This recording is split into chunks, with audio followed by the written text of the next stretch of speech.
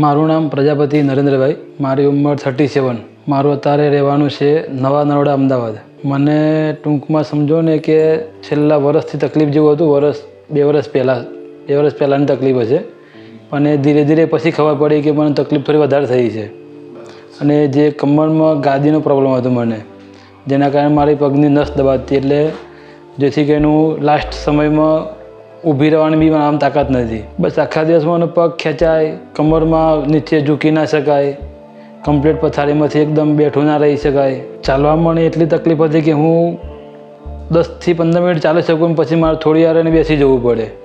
અમને કામ તો મેં બિલકુલ કરી જ નહીં શકું, કારણ કે હું ઝૂકી જ નહોતો શકતો કમરમાંથી. જ્યારે અમે લિવવેલ હોસ્પિટલમાં આવ્યા ત્યારે અમને તેમનો સ્ટાફ અને ડૉક્ટર સાહેબના જે વાણી વ્યવહાર બહુ સરસ હતા, અને એમનું જે ટ્રીટમેન્ટ કરવાનું અને જે બતાવવાની જે રીત હતી કે ભાઈ તમે આ રીતે કરશો તો તમને આરામ થઈ જશે. એટલે ડૉક્ટર સાહેબે જ્યારે મને એવું કીધું કે તમારે હવે કોઈ બી જગ્યાએ તમે બતાવશો, પણ તમારે 100% ઓપરેશન કરવું જ પડશે, કારણ કે તમને ફિઝિયોથેરાપી કે કોઈ નાની એમથી દવાથી તમને સોલ્યુશન આવે તેમ નથી.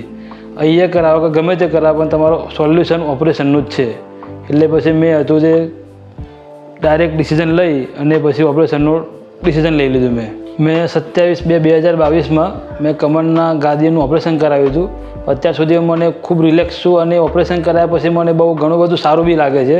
જે હું પહેલાં કાર્ય નહોતો કરી શકતો, આજે એ કાર્ય હું સરળતાથી કરી શકું છું. ઓપરેશન કરાયા પછીના બીજા દિવસે મને જે પગમાં ખેંચાવ, જે સ્નાયુઓ ખેંચાતી હતી, એ બધું એકદમ રિલેક્સ થઈ ગયેલું મારું શરીર. અને જેમ પગને મુવમેન્ટ હતી એ બધી કમ્પ્લીટ થઈ ગયેલી મારી, જે મને પહેલાં કરતાં અને પછી ઓપરેશન પછીમાં. ઓપરેશન પહેલાં હું કમરથી ખાલી ઢીચણના ઉપરના પગ સુધી જ હું મારી જે એક કમરમાં વળવાની પોસિબલ હતી એટલું જ વળે છે. કમર પછી અત્યારે મારા હાથ કમ્પ્લીટ જમીન પડી જાય છે ઓપરેશન કરાયા પછી. ઓપરેશન પહેલાં મને જે તકલીફ હતી એના કરતાં આજે ઓપરેશન કર્યા પછી આજની તારીખમાં શું ગાડી બી ચલાવી શકું છું, ચાલી બી શકું છું, સીડી બી ચડી શકું છું, અને મારું જે રોજિંદુ કામ છે કંપનીની અંદર એ હું સરળતાથી કરી શકું છું. મારા જેવી કોઈ પણ વ્યક્તિને કમરનો ઈલાજ કરવાનો હોય તો હું એક જ સલાહ આપીશ કે લિવવેલ હોસ્પિટલની અંદર હિતેશભાઈ પટેલને મળો, અને તેમની સલાહ સૂચન પ્રમાણે જે સલાહ સૂચન આપે છે એ પ્રમાણે ટ્રીટમેન્ટ કરશો તો 100% મારા જેવા રિઝલ્ટ એમને મળશે. નાઉ આઈ એમ લિવવેલ.